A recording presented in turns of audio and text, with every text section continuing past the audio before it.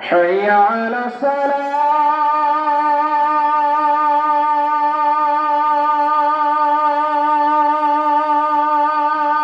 السلام عليكم ورحمة الله وبركاته.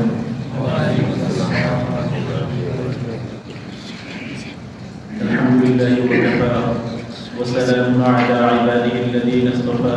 أما بعد، قال الله تعالى في القرآن الكريم: أعوذ بالله من الشيطان الرجيم. بسم الله الرحمن الرحيم.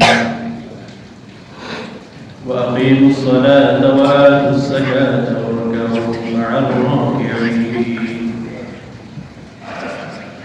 صدق الله العظيم. وقال رسول الله صلى الله عليه وسلم: من أتاه الله مالا فلم يؤدي زكاته مثل له يوم القيامة شجاعا قعده سبيلتان يطوقه يوم القيامة يأخذ بلحسبتين يعني شقين فيقول: يا أنا مالك لك كنزك، أو كما قال عليه الصلاة والسلام. محترم معزز मुसल्ली الكرام, আল্লাহ তাআলার শুকরিয়া যে রব্বুল আলামিন আমাদেরকে নবম রমজানে একটা দিন আছে রহমতের আল্লাহ তাআলা আমাদেরকে মসজিদে আসার কোরআনের কথা বলা শোনার তৌফিক দিয়েছেন। সেই রবের শুকরিয়া দেখতে কারি শুকর সকলেই বলি আলহামদুলিল্লাহ। আল্লাহ রাব্বুল আলামিন তৌফিক দিলে যাকাতের সম্পর্কে কিছু আলোচনা।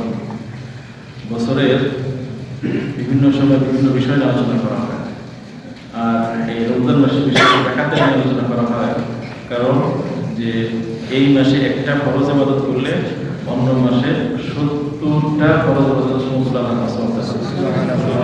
মানে আমি 1 টাকা যাকাত আদায় করি, তাহলে আমার 70 টাকা যাকাত আদায় সমান থাকে।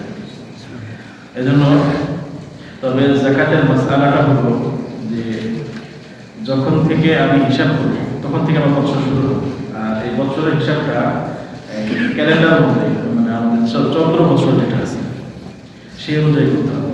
চাঁদের বছর কেউ যদি কাউ করে রমজান থেকে তারপর পরবর্তী রমজান, হ্যাঁ, কারণ আরবি ক্যালেন্ডার আর এতে আমাদের দেশে যেটা ইংরেজি ক্যালেন্ডার প্রচলিত আছে এটা এতে একটু পার্থক্য আছে, 10-11 খুব বেশি হয়ে যায়। এই জন্য যাকাতের মাসালা হলো চাঁদের সাথে। ইসলামের অনেক আদেশই চাঁদের সাথে শোনা। রোজার ঈদ, কোরবানির ঈদ, রোজার মাসালা, হ্যাঁ, এগুলো কিন্তু চাঁদের সাথে শোনা। হজ, এগুলো চাঁদের সাথে শোনা। এগুলো সময়টা আছে। এই যাকাত আল্লাহ তাআলা আমাদের উপরে যে সমস্ত জিনিস খরচ করেছেন, 5টা জিনিস, ইসলামটা 5টা জিনিসের উপর ভিত্তি করে দাঁড়িয়ে আছে। কোন স্তম্ভ ওই ভিতটা শক্তিশালী করে ওই প্রতিষ্ঠানে বুনিয়াল ইসলাম আলা খামসিন শাহাদাতু আল্লা ইলাহা ইল্লাল্লাহ ওয়া ইকামুস সালাত ওয়া ইতাইস যাকাত ওয়া সাওমি রমজান ওয়াল হজ্জ আও কামা ক্বালা আলাইহি সাল্লাতু ওয়াস সালাম। এখানে 5টা জিনিসের কথা বলা হলো। 1 নম্বর হলো ঈমান, 2 নম্বর হলো নামাজ, 3 নম্বর হলো যাকাত, 15 রাকাত আছে, 4 নম্বর রোজা, 5 নম্বর হলো হজ, আবার 15 রাকাত আছে, 4 নম্বর হলো হজ, 5 নম্বর হলো রোজা। কিন্তু যাকাত 3 নম্বরে। যাকাত আপনি আমাদের আঙ্গুল দেখলে দেখবেন যে মাঝখানে যেটা, এটা কিন্তু বড় মাঝখানের খুঁটি, মাঝখানের খুঁটি আল্লাহ তাআলা যাকাত বলেছেন। এই যাকাত নিয়ে কোরআনের হাদিসের কি ফজিলত আছে আর দারিদ্র কিভাবে মোচন করা যায়, এই বিষয়ে কিছু কথা বলবো। যাকাত শব্দের অর্থ হলো পবিত্র করা। যে যাকাত দিবে, হ্যাঁ, তার মালটা পবিত্র হয়ে যাবে। আবার যাকাতের আরেক শব্দ হচ্ছে বৃদ্ধি হওয়া। বৃদ্ধি অর্থাৎ যে মালের সম্পদের যাকাত দেওয়া হবে, আল্লাহ তাআলা ওই মালের বরকত দান করবেন, বৃদ্ধি করবেন। আমরা হয়তো দেখি যে আমি 1,02,500 টাকা জাকাত দিলাম, কত কম না, এখানে আপনার দেখতে দেখা যাচ্ছে মনে কমছে, কিন্তু আল্লাহ তাআলা ওই টাকা বাকি টাকার ভিতরে আল্লাহ এমন বরকত দিবেন, এমন বরকত দিবেন যেটা নাকি যারা জাকাত দেয় না তাদের সেই বরকত পাবে না। তো এই জাকাতটা শাব্দিক অর্থ হলো বৃদ্ধি পাওয়া, পবিত্র হওয়া। কোরআনে আছে খুয মিন আমওয়ালিহিম সাদাকাতান তুতাহহিরুহুম ওয়া তুযাক্কিহিম বিহা।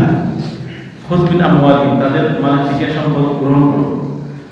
তুখাযু মিন আমওয়ালিহিম ওয়া তুরাদ্দু আলা ফুকারাইহিম, তাদের ধনীদের কাছ থেকে সম্পদ নাও আর গরিবদের মাঝে বিতরণ করে দাও। তো আর এই যাকাতটা ফরজ হয়েছিল দ্বিতীয় হিজরির রমজান মাসে। মুসলমানরা যখন মক্কা থেকে মদিনায় হিজরত করে, হিজরতের দ্বিতীয় বছর এই যাকাত ফরজ হয়েছিল।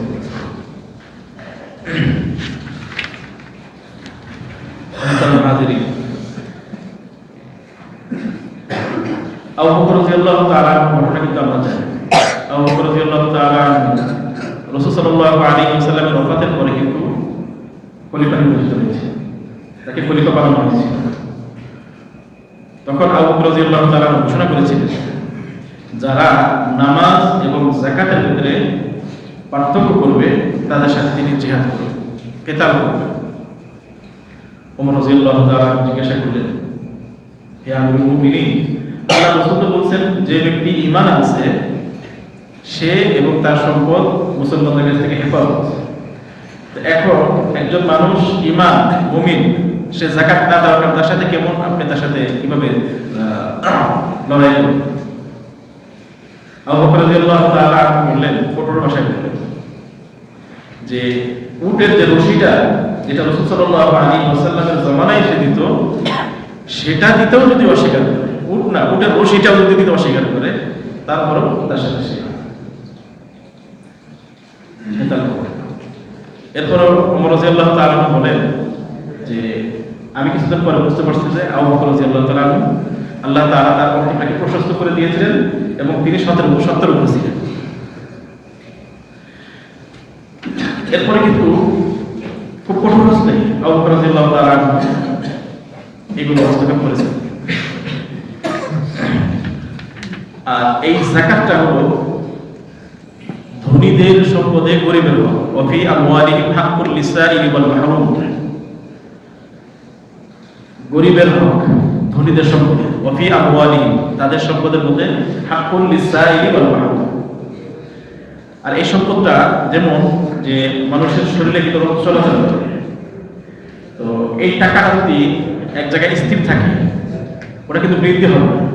কোনো জায়গায় যদি আপনি স্থির রেখে দেন, টয়লে কোথাও রেখে দেন, ওটা কিন্তু বৃদ্ধি হবে।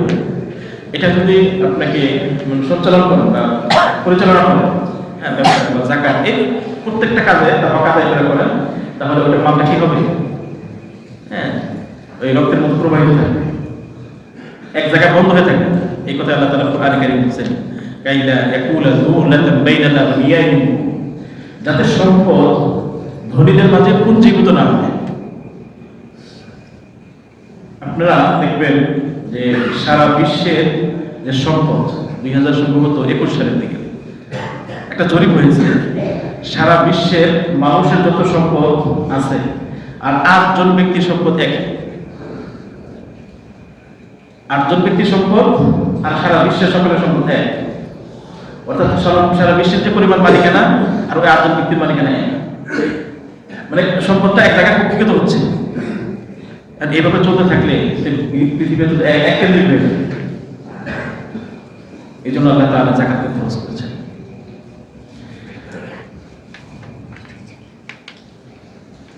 এটা আসলে গরিবের প্রতি কোনো অনুগ্রহ নয়।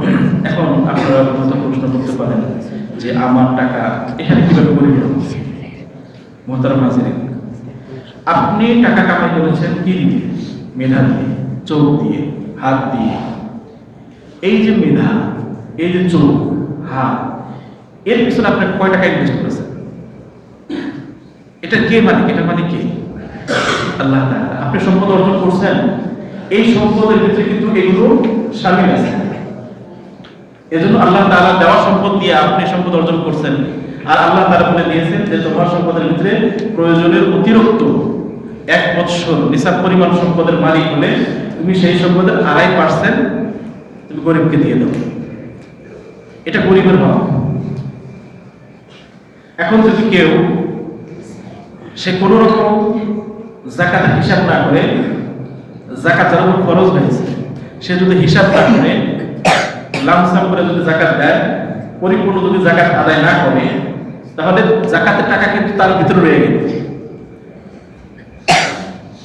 যদি পরিপূর্ণ হক আদায় করে দিয়ে দেয় তাহলে তো তার কাছ থেকে খারিজ হয়ে গেল, আর যদি না দেয় তাহলে এই সম্পদটা সে বক্ষণ করবে। তাহলে যাকাতের মাল সম্পদশালী বক্ষণ করা যায় না।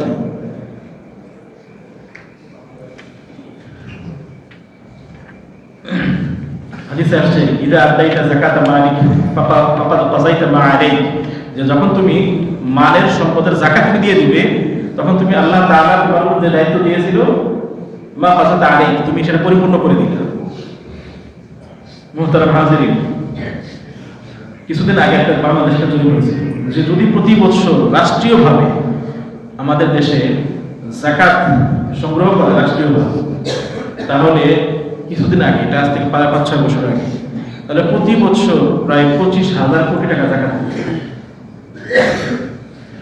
আর এই টাকা যদি রাষ্ট্রীয়ভাবে উঠে তাহলে কিন্তু দারিদ্র্য বিমোচন করা বাংলাদেশ সরকারের জন্য খুব সহজ হয়ে যাবে।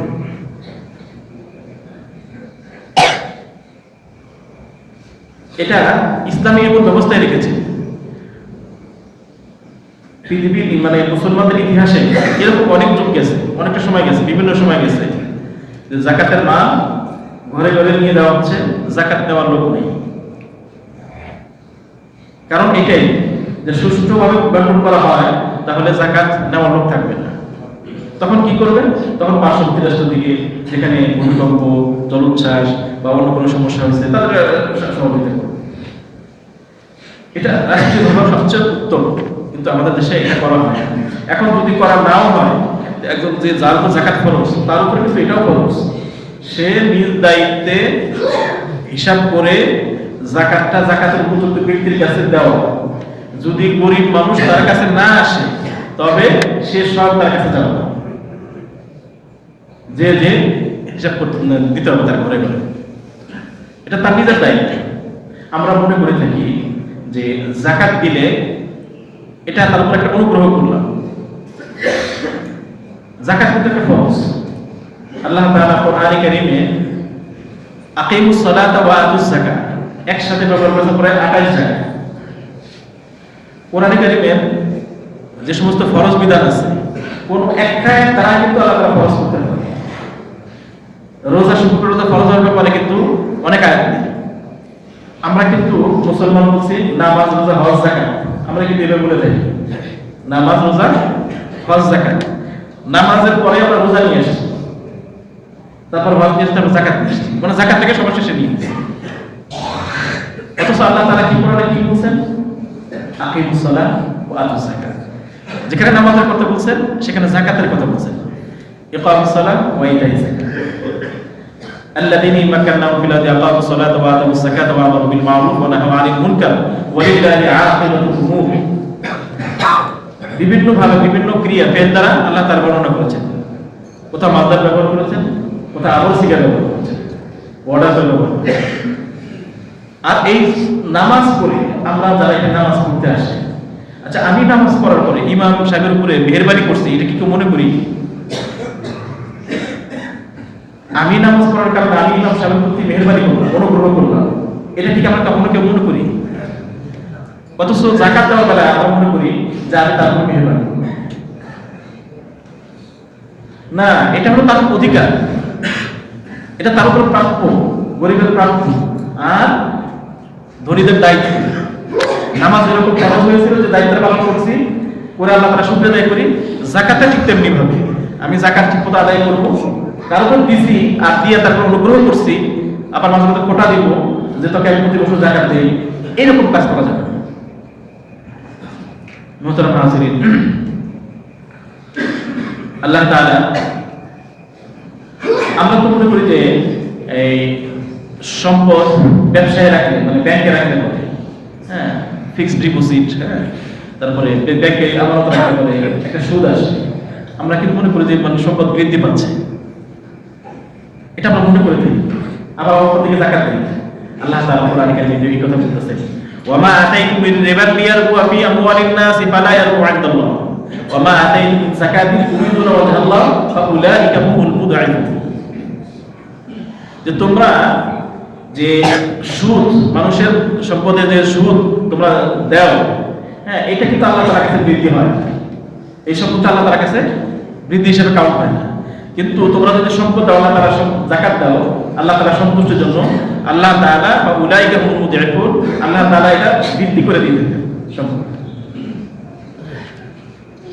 অপরাধ আসছে ইয়ামহাকুল্লাহু রিবা ওয়া ইউরবি সাদাকাত, আল্লাহ তাআলা রিবাকে হারাম করেছেন, মিটিয়ে দিয়েছেন, ধ্বংস করে দিয়েছেন।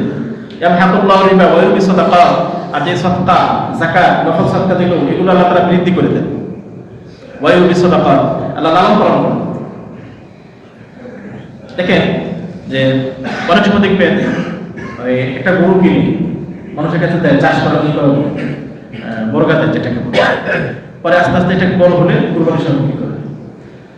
তো আল্লাহ তাআলা মানুষের যে যাকাত গুলো দেয়, এই যাকাতটাকে আল্লাহ তাআলা পালন করবেন, হ্যাঁ, মানে লালন করবেন, বৃদ্ধি করবেন, এত বড় হবে, এত বড় হবে কিয়ামতের ময়দানে যারা সবাই তো মানে কি বলে আল্লাহর আরশে ছায়া পাবে না, হ্যাঁ, 7 শ্রেণীর মানুষ আল্লাহ তাআলা আরশে ছায়া পাবে।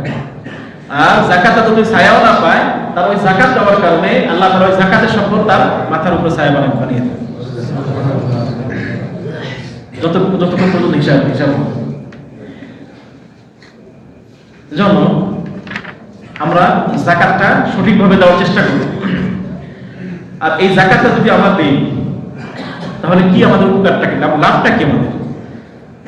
আল্লাহ তাআলা কোরআন কারীম বলেন, ইন্নাল্লাযীনা আমানু ওয়া আমিলুস সালিহাতি ওয়া আকামুস সালাতা ওয়া আতাউস যাকাতা লাহুম আজরুহুম ইনদা রাব্বিহিম ওয়া লা খাউফুন আলাইহিম ওয়া লা হুম ইয়াহজানুন। যদি ঈমান আনে, আমলে সালেহ করে, নামাজ পড়ে, যাকাত দেয়, তাহলে তার জন্য আল্লাহ তাআলার দরবারে অপরন্ত পুরস্কার আছে, লাহুম আজরুহুম, তার আজর আছে, প্রতিদান আছে, ইনদা রাব্বিহিম, আল্লাহ তাআলার কাছে। ওয়া লা খাউফুন আলাইহিম ওয়া লা হুম ইয়াহজানুন, তার কোনো ভয় নেই, তার কোনো চিন্তা নেই, দুনিয়াতে কোনো ভয় থাকলে তো থাকবে না।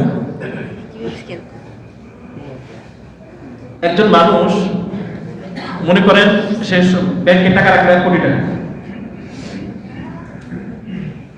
সে হঠাৎ করে তার চোখটা বন্ধ হয়ে গেল, সম্পদটা কার? তার কার সম্পদ? উত্তরাধিকারী সম্পদ, তাই না? 1 কোটি টাকা রাখলো, সম্পত্তি কি তার হয়ে গেছে? কার? তার উত্তরাধিকার। আর এই 1 কোটি টাকা যদি সে যাকাত দিয়ে থাকে 2.5 লক্ষ টাকা, এই সম্পদে 2.5 লক্ষ টাকা মানে এটা সম্পদটা কার? যাকাত দাতার। এটা কিন্তু তার উত্তরাধিকার নিতে পারবে না, ওইটাই সে জমা রাখে। আর আমরা মনে করি যে আমাদের সন্তানের জন্য ওইটা জমা, অথচ আল্লাহ তাআলা বলেন না, ওইটা তোমার জমা হলো না, জমা তুমি যেটা কিয়ামতের ময়দানে, ওয়া মা তুকাদ্দিমু লিআনফুসিকুম মিন খায়রিন তাজিদুহু ইনদাল্লাহ, এটা আয়াত আছে প্রজেক্টের মধ্যে, ওয়া মা তুকাদ্দিমু লিআনফুসিকুম মিন খায়রিন তাজিদুহু ইনদাল্লাহ। আল্লাহ তাআলার জন্য যেটা তুমি দিবা, সামনে প্রেরণ করবা, ওয়া মা তুকাদ্দিমু লিআনফুসিকুম মিন খায়রিন তাজিদুহু ইনদাল্লাহ, আল্লাহ তাআলা কে তুমি এর চেয়ে অনেক গুণ বৃদ্ধি পাবে।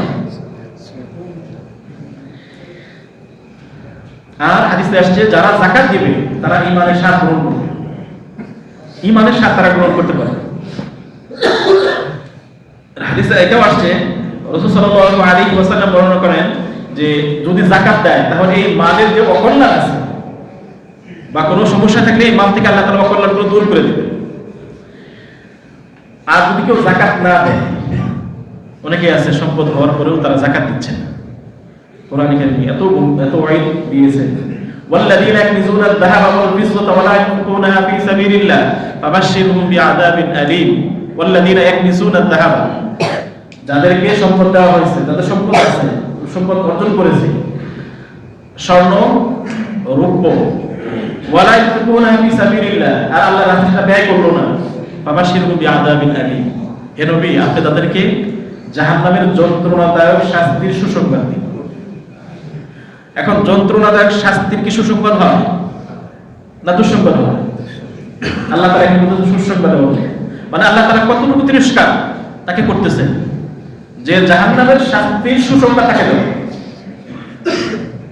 কত ওয়াইদ। আল্লাহ তাআলা আর বলেন ইয়াউমা ইউহমা আলাইহিম ফি নারি জাহান্নাম ফাতুওয়া বিহা জিবাহুম ওয়া জুনুবুহুম ওয়া যুহুরুহুম হাযা মা কানাতুম লিআনফুসিকুম ফাযুকু মা কুনতুম তাকনিসুন।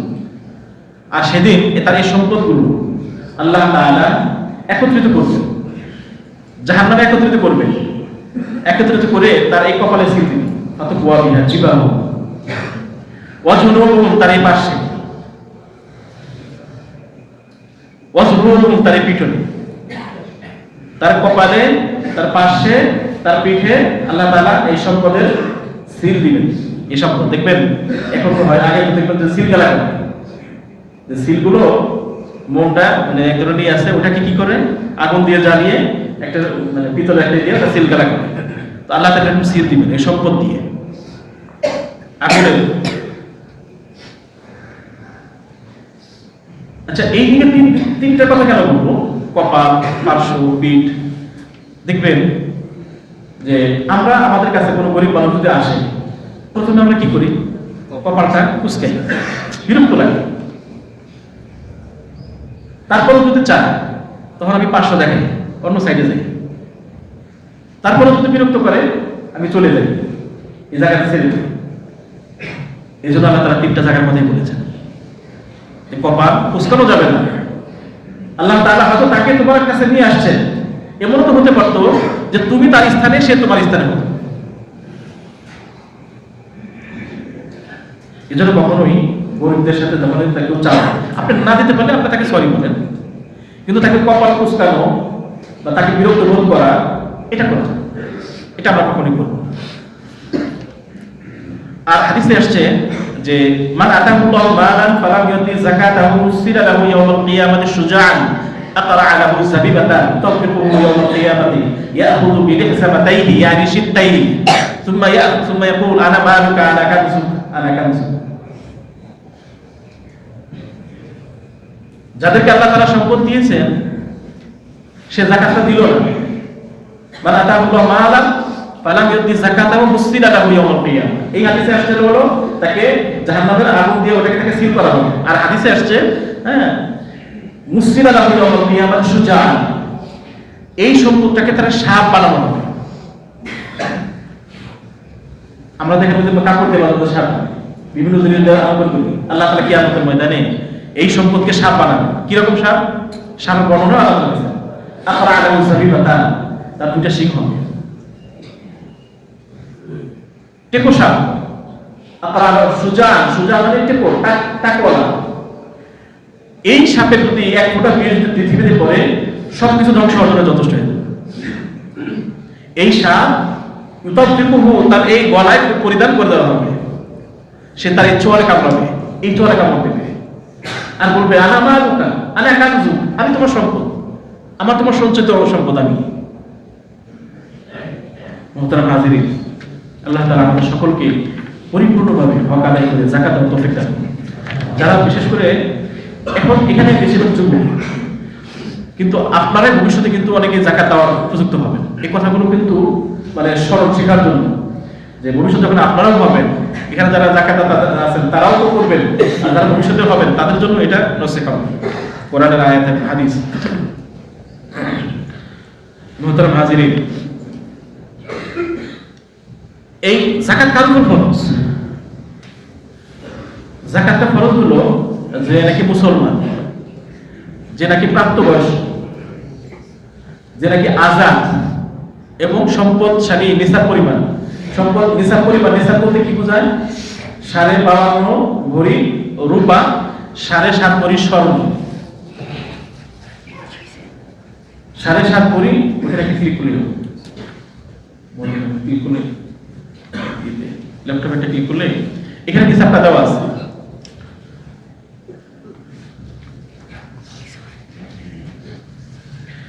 সাড়ে 7 ভরি স্বর্ণ অথবা 52.5 ভরি রূপা, এখানে একটা সম্পদের একটা হিসাব দেওয়া আছে যে সম্পদ যদি প্রয়োজন হতে, এখন প্রয়োজন কি? আমার যেটা ব্যবহারের গাড়ি, আমার ব্যবহারের বাড়ি, আমার ব্যবহারের আসবাবপত্র, এগুলো বাদ দিয়ে প্রয়োজন অতিরিক্ত এখন রৌপ্য অথবা স্বর্ণ, অধিকাংশ ওলামায়ে কেরাম বলে রৌপ্যটা দেখা। আমাদের দেশে বর্তমান প্রচলন হয়ে গেছে সবাই স্বর্ণ হিসাব দিচ্ছে। স্বর্ণের হিসাবে কিন্তু অনেকের জাকাত আসবে না, কিন্তু রৌপ্য হিসাবে অনেকের জাকাত আসবে। মাত্র 1,83,000 টাকার মতো, দেখেন যে 1,83,000 টাকা হলে তার জাকাত ফরজ হয়ে যাবে। আর এরকম কিন্তু একটা 5 দোকানদারও কিন্তু ওই টাকা 10 টাকা 5 টাকা জমায় সে সঞ্চয় করে।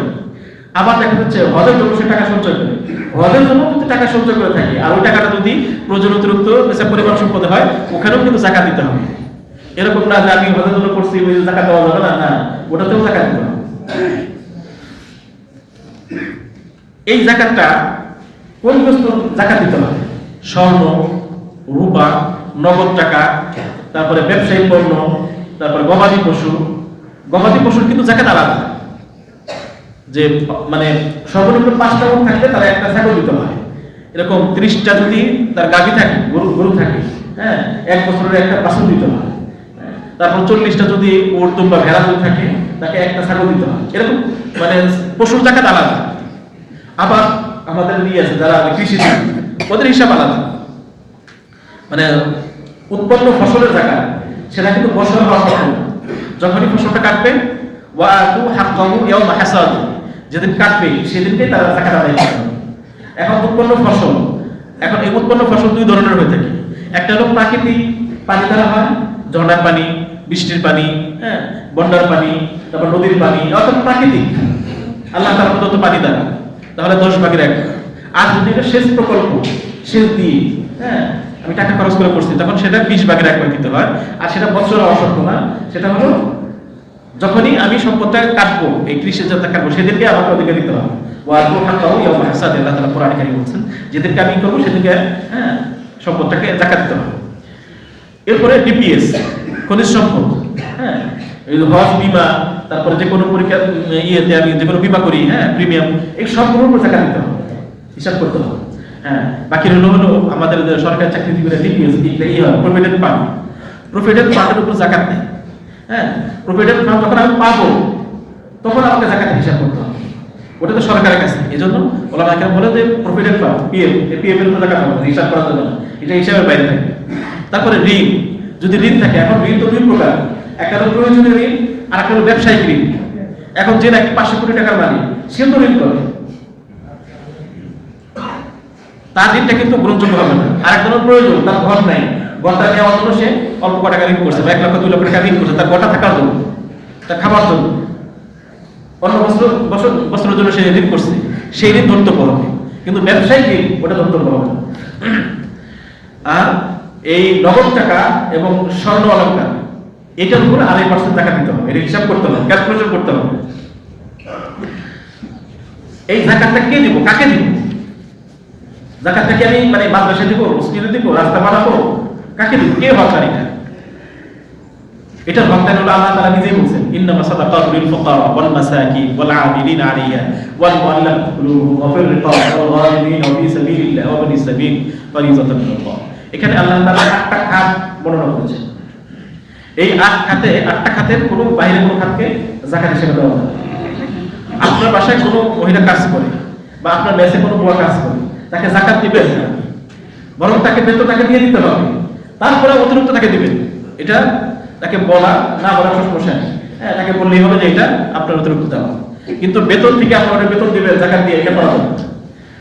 আর যাকাতের একটা মাসালা হলো, যখন মানুষের যাকাত খরচ হয়, অনেকে আছে দেখা যাচ্ছে শুধুমাত্র রমজানে দেয়, তার আত্মীয় স্বজন অনেক বেশি আছে, তখন সে কি করে প্রতি মাসে কিছু কিছু তার গরিব আত্মীয় স্বজনকে দেয়, আর এটা হিসাব করে রাখি, এটা যায় আছে যে এটা আমি যাকাত থেকে কাউন্ট করবো, বছর শেষে আমি কাউন্ট করবো। এই জন্য তখন সে প্রতি মাসে মাসে বা যখন ইচ্ছে তখন সে দিতে পারবে, পরবর্তীতে কাউন্ট করে এটা বাতিল করতে পারবে যে এটা আমি যাকাত থেকে দিয়ে দিচ্ছি। তবে যখন দিবে তখন কিন্তু দিয়ে থাকতে হবে যেটা আমি যাকাতের সম্পদ থেকে আমি দিচ্ছি। এই 8টা খাত, এটা কিন্তু আমরা ওলামায়ে কেরাম থেকে মানে এটা আমরা জানবো। লিল মাসাকিন, মিসকিন কাকে, ওয়াল ফুকারা, ফকির কাকে, মিসকিন আর ফকির, তারপরে আল আমিলিনা আলাইহা, যে যাকাত উঠায়।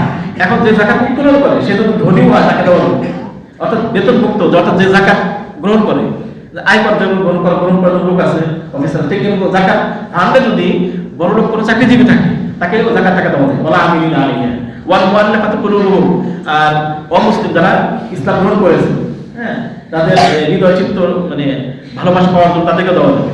অফির রিকাব, হ্যাঁ, আজাদ গোলাম আজাদ করা যাবে। ওয়াল গারিমিন, যারা ঋণগ্রস্ত আছে, ঋণগ্রস্ত ওয়া ফি সাবিলিল্লাহ, আল্লাহর রাস্তায় দেওয়া যাবে, জিহাদের রাস্তায়। ওয়া ফি সাবিল, মুসাফিরকে দেওয়া যাবে। ফারিজাতাম মিনাল্লাহ, এই আল্লাহ তাআলা এই কয়টা রাস্তায় ফরজ করেছেন। যাদেরকে যাকাত দেওয়া যাবে না, কাদেরকে দেওয়া যাবে? বাবা, মা, তারপরে দাদা, তারপর উপরে এই সিলসিলা তো উপরে যাবে, বাবা, দাদা, বড় দাদা যেটা বলে আর কি, আর মা, তারপরে নানা নানি, এইখানে যত নিচে দিয়ে যাবে, এই উপরের দিকে যাবে, তত তাদেরকে যাকাত দেওয়া যাবে। আবার নিজের সন্তানের থেকে, সন্তান, নাতি, নাতনি, হ্যাঁ, এই নিচের দিকে যারা যাবে, অর্থাৎ নিজের রক্তের সাথে সম্পর্ক, এদের সাথে এদেরকে যাকাত দেওয়া যাবে। হ্যাঁ, আত্মীয় স্বজনকে, যেমন মামা, হ্যাঁ, তারপরে মামি, ফুপা, ফুপু, হ্যাঁ, খালা, তারপরে বোন, হ্যাঁ, এই আত্মীয় স্বজনকে দেওয়াটা সবচেয়ে বেশি অধিকার। আমরা কিন্তু কি করি, আমরা আত্মীয় স্বজনকে কম দিয়ে আমরা আশেপাশে প্রতিবেশী তো দেবই, কিন্তু এক নম্বর হলো আত্মীয় প্রতিবেশী এক নম্বর হকদার। যারা আত্মীয় প্রতিবেশী আছে তারা এক নম্বর হকদার, তাদেরকে যে দিলে দুইটা ফায়দা হবে। একটা হলো যাকাত আদায় হয়ে যাবে, আর একটা হলো এই যে আত্মীয়তার রক্ষা তো তাকে সওয়াব আল্লাহ তাআলা দেন স্পেশাল। এজন্য আমরা আত্মীয়তা যারা আছে তাদেরকে আমরা বেশি বেশি দিই, আত্মীয়তাকে আগে খেয়াল করি। আর আরেকটা বিষয় হলো যে আমাদের দেশে এখন কিন্তু এই ইনকাম ট্যাক্স এবং ওই যাকাত, অনেকে মনে করে আমি তো ইনকাম ট্যাক্স দিছি, না, ইনকাম ট্যাক্স আর যাকাত কিন্তু এক না, এটার সাথে ওটা মিলানো যাবে। হ্যাঁ, কারণ যাকাত হলো আল্লাহ তাআলার পক্ষ থেকে ফরজ করা হয়েছে, আর ইনকাম ট্যাক্স হলো এটা রাষ্ট্র কর্তৃক বাধ্যতামূলক করা হয়েছে। আর যাকাত সম্পদ চাইলে মুসলমানের উপর খরচ, আর ট্যাক্সটা আয় করতেটা এটা কিন্তু সকলের উপর, অর্থাৎ যারা আয় করবে, এই পরিমাণ আয় করবে, হ্যাঁ, বছরে আয় করবে, আর মুসলমান যাকাতটা তার বছরের শেষে তার জমা থাকতে হবে, হ্যাঁ, আয়ের উপর না, সারা বছরে তার জীবনে যত টাকা অর্জন করবে সবটাই কাউন্টে আসবে যাকাতে।